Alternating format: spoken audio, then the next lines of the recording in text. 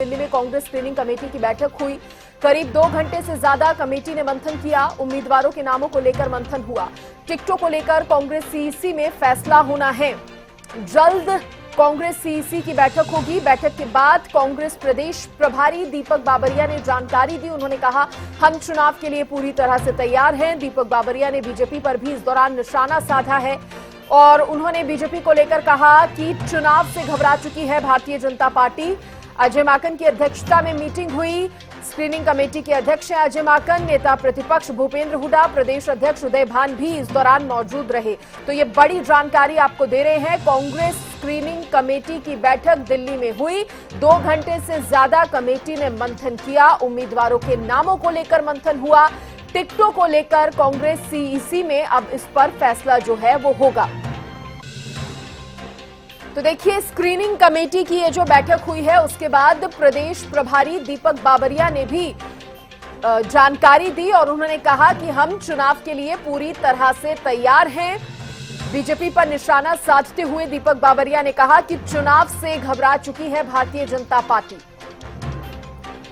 बड़ी खबर इस वक्त की आपको बता रहे हैं और जल्द ही कांग्रेस सीईसी की बैठक भी होने वाली है। प्रभारी दीपक बाबरिया मौजूद है। सीईसी सर, कब तक हम उम्मीद कर सकते हैं कि केंद्रीय चुनाव समिति की बैठक कब तक हो जाएगी? 2 से 3 के बीच में। और सर, स्क्रीनिंग कमेटी का ये जो दौर देखने को मिल रहा है, कितने और दिन देखने को मिलेगा? रिपीट करोगे? स्क्रीनिंग कमेटी की जो बैठक चल रही है, 2 दिन हो चुका है, कितने और दिन चलेगी? एक दिन और। तो सर, एक और अहम सवाल है कि विधायकों को लेकर भी काफी चर्चाएं चल रही है कि कुछ मौजूदा विधायकों को, चाहे भारतीय जनता पार्टी की हम बात करें या कांग्रेस की, तो अब तक जितने डिस्कशन हुए, जिस तरह आपने जिक्र किया कि 60% हो चुके हैं, यानी 50 सीटों को लेकर के, अब तक कितने विधायकों के नामों को लेकर के टिकटों पर तलवार लटक रही है? ऐसा कुछ मेरी नजर में नहीं है, अभी नहीं बता सकता हूँ मैं। बहुत बहुत धन्यवाद। तो हम सुन रहे थे प्रभारी दीपक बाबरिया को, जिन्होंने तमाम मुद्दों को लेकर के एक्सक्लूसिवली हरियाणा न्यूज से बात की है। दिल्ली से कैमरा पर्सन राजेश के साथ अपराजिता श्री, हरियाणा।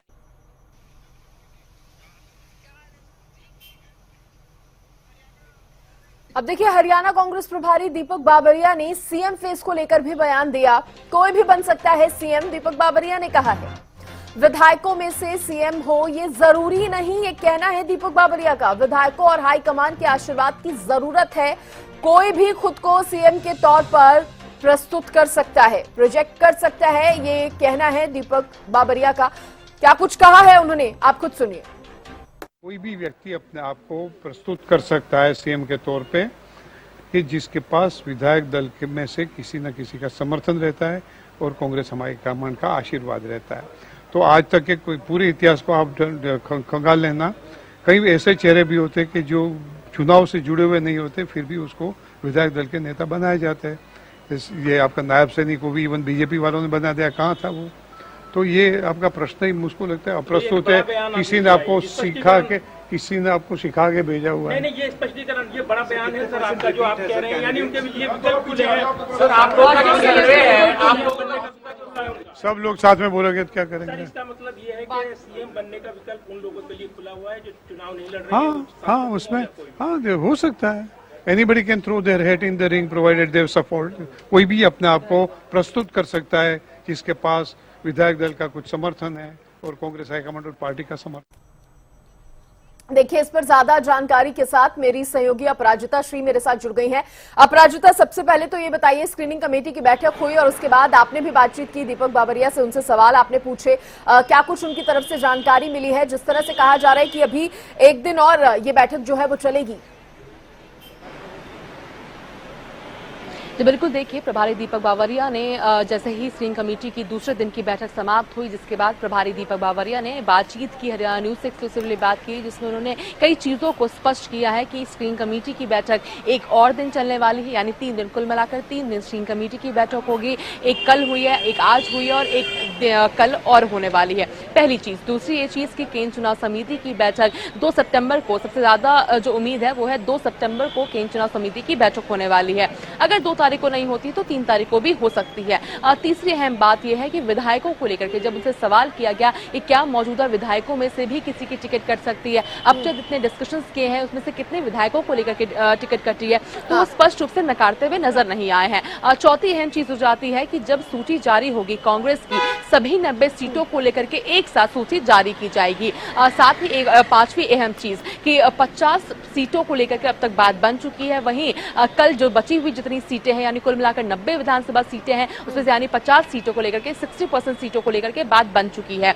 बची हुई सीटों को लेकर के कल आखिरी मंथन हो जाएगा। इसके बाद केंद्रीय चुनाव समिति के सामने चीजों को रख दिया जाएगा। उसके बाद ही उम्मीद की जाए कि सीईसी की बैठक होगी।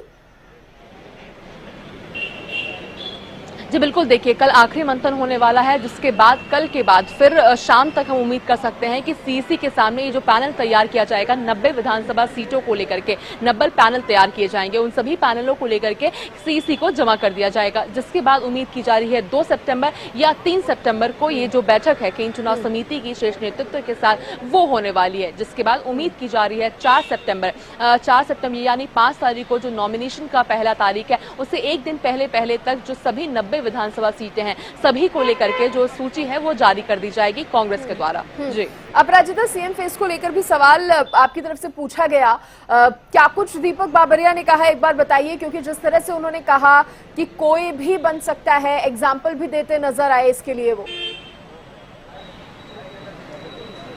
जी बिल्कुल, देखिए जब स्पष्टीकरण मांगा गया, जिस तरीके से उनका बड़ा बयान कल सामने आया था कि सांसदों में से कोई भी विधानसभा चुनाव नहीं लड़ेंगे, अगर इसका फैसला होता है तो हाईकमान के द्वारा किया जाएगा। प्रदेश के स्तर पर इस तरह की कोई चीजें नहीं है, जिसको लेकर के स्पष्टीकरण मांगा गया कि क्या वो अब सीएम फेस से बाहर निकल चुके हैं, रणदीप सुरजेवाला हो जाए या कुमारी शैलजा, जिसको लेकर के उन्होंने स्पष्ट कर दिया कि ऐसा कुछ नहीं होता है कि विधानसभा चुनाव जो लड़ते हैं या जो विधायक हो वही केवल सीएम फेस बन सकते हैं। मुख्यमंत्री नायब सिंह सैनी का एग्जाम्पल लेते हुए उन्होंने कहा कि वो भी सांसद थे, जिसके बाद फिर उन्हें सीएम बनाया गया, जिसके बाद फिर उन्होंने उपचुनाव लड़े और फिर वो विधायक बन गए थे। इस तरह की चीजें उन्होंने कही। तो बिल्कुल उन्होंने कहा कि सभी की महत्वाकांक्षाएं होती है और सभी का अपनी लक्ष्य होते हैं, महत्वाकांक्षाएं होती है और मुख्यमंत्री चेहरा बनना चाहते हैं, मुख्यमंत्री बनना चाहते हैं तो उन पर कोई रोक नहीं है। इस तरह की चीज प्रभारी इन्हें कहते हुए नजर आया। साथ ही एक बहुत बड़ी चीज उन्होंने कही है कि जब चुनाव आयोग की चीजों को लेकर के उन्होंने कहा है कि कांग्रेस 24/7 तैयार है, वहीं कोई नहीं तैयार है, वो है भारतीय जनता पार्टी।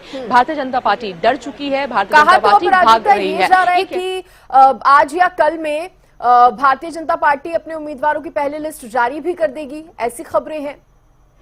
कांग्रेस कह रही है तैयार नहीं है वो। जी बिल्कुल, देखिए भारतीय जनता पार्टी की हालांकि जब भी बात करते हैं तो चुनाव को लेकर के तो कहा जाता है कि बीजेपी हमेशा चुनाव के लिए तैयार रहती है, चुनावी मोड में रहती है। वहीं बिल्कुल आज देखिए केंद्रीय चुनाव समिति की बैठक होने वाली है भारतीय जनता पार्टी की। उम्मीद की जा रही है कि कल सुबह या कल दोपहर तक बीजेपी की हरियाणा को लेकर के पहली सूची जारी कर दी जाएगी। बहरहाल अगर हम कांग्रेस की बात करते हैं तो दीपक बाबरिया ने एक और बहुत अहम चीज कही है, बड़ी बात कह दी है कि भारतीय जनता पार्टी लगातार जिस तरीके से प्रदेश में चल रहा है कांग्रेस वर्सेस भारतीय जनता पार्टी विधानसभा चुनाव के मद्देनजर, जिस पर ध्यान भटकाते हुए उन्होंने कहा कि बीजेपी ध्यान भटकाना चाहती है, इसे जाट वर्सेस दलित चेहरा कहना चाहती है। क्योंकि हमें याद है कुछ समय पहले बीजेपी ने एक ट्वीट किया था, बीजेपी हरियाणा ने एक ट्वीट की थी कुमारी शैलजा को मुख्यमंत्री चेहरा बनाने को लेकर के, दलित चेहरे को एक मुख्यमंत्री चेहरा बनाने को, इस तरह की चीजें उन्होंने कही थी, जिसको लेकर के प्रभारी दीपक बावरिया ने कहा है कि केवल ध्यान भटकाने की चीज है। जिस तरीके से प्रदेश में बीजेपी कांग्रेस वर्सेस बीजेपी चल रही है, उन चीजों को डाइवर्ट करने के लिए भारतीय जनता पार्टी कोशिश कर रही है और ये जो मुख्यमंत्री का चेहरा है वो कुछ नहीं बस बीजेपी का भटकाने का एक जरिया है। जी नहीं, लेकिन बात तो यहाँ पर ये भी उठती है कि कम से कम भारतीय जनता पार्टी ने ये तो बता दिया कि सीएम का फेस कौन रहने वाला है या फिर किसके नेतृत्व में चुनाव जो है विधानसभा का बीजेपी लड़ेगी। लेकिन कांग्रेस की तरफ से तो ये भी अभी तक कुछ इस तरह की ना कोई जानकारी है, क्लियर होना तो दूर की ही बात। देखिए इस तरह का जिस इन चीजों को भी जब सवाल किया गया, चाहे नेता प्रतिपक्ष भूपेंद्र सिंह हुड्डा से सवाल करे या फिर अध्यक्ष उदयभान प्रभारी दीपक बावरिया से जब सवाल किया गया तो उनके द्वारा स्पष्टीकरण दिया गया कि जब भी जो भी सत्ता या कुमारी शैलजा खुद में हो जाए तो उनके द्वारा स्पष्टीकरण दी गई है कि जब भी जो भी सरकार में होती है जो भी पार्टी, उनके सीएम फेस खुद ब खुद डिक्लेयर हो जाते हैं कि जो सीएम है वही अगली बार भी सीएम के फेस होते हैं। कभी कभी एक्सेप्शंस होते हैं, यूजुअल केस में यही चीजें होती है। वहीं जो ऑपोजिशन में होती है या कोई और पार्टी होती है उनका सीएम फेस नहीं होता है। जब तक चुनाव नहीं हो जाते हैं तब तक सीएम फेस सामने नहीं लाते हैं। एक नॉर्मल सी चीज है, बिना बात के इन चीजों को तूल देना को कहा गया है कि इस बिना बात के भारतीय जनता पार्टी इन चीजों को तूल दे रही है। जिस तरीके से बीजेपी लगातार कहती हुई नजर आ रही थी कि इनका कोई मुख्यमंत्री चेहरा नहीं है, इन चीजों को लेते हुए कहा है कि ऐसी कोई बात नहीं है। जो भी ऑपोजिशन में होते हैं, जो पार्टी सत्ता में नहीं होती, उनकी मुख्यमंत्री का चेहरा जब तक चुनाव नहीं हो जाता तब तक सामने नहीं लाया जाता है। आरोप तो हर पार्टी लगाती है और वार पलटवार भी होते हैं। अपराजिता, अब ये भी बताइए कि अभी जिस तरह से टिकटों को लेकर मंथन हो रहा है, टिकटों के बंटवारे में उम्मीदवारों के चयन में गुटबाजी हावी ना हो, कांग्रेस इसको लेकर भी प्रयास करती नजर आ रही है अपनी इन बैठकों में।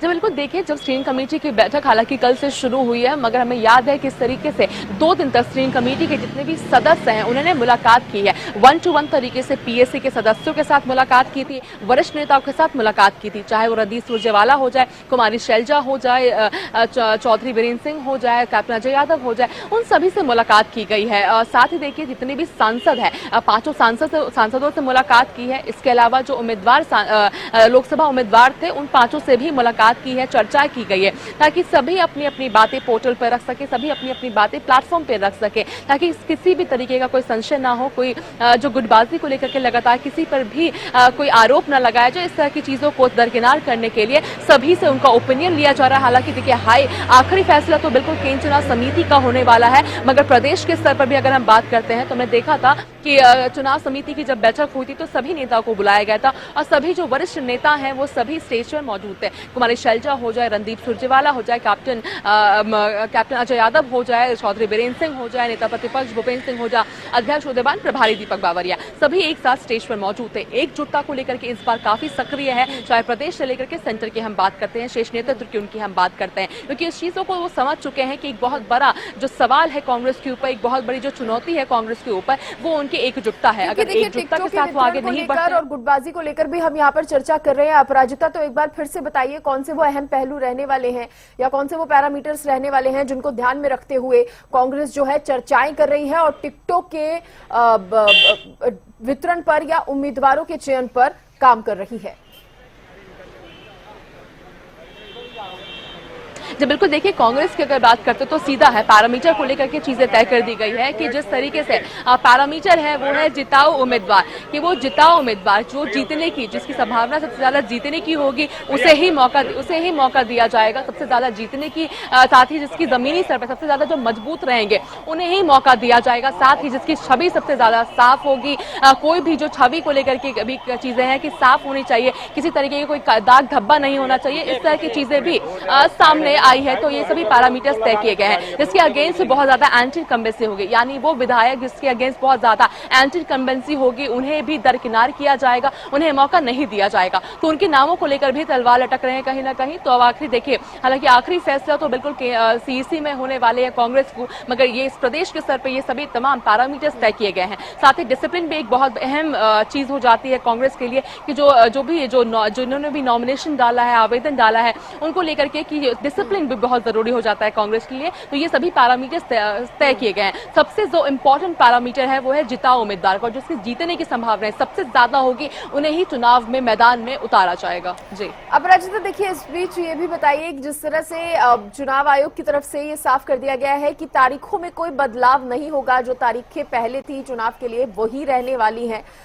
इसको लेकर भी कांग्रेस जरूर कटाक्ष अब बीजेपी पर और करती नजर आएगी, क्योंकि जब तारीखों में बदलाव की मांग को लेकर लेटर लिखा गया था बीजेपी इनेलो की तरफ से, तब भी कांग्रेस ने कहा था कि तैयार नहीं है बीजेपी, इसलिए इस तरह की तारीखों में बदलाव की मांग की है। चूंकि अब ये साफ हो गया है कि तारीखें नहीं बदली जाएंगी, हरियाणा कांग्रेस ये भी कह रही है कि हम तो पूरी तरह से तैयार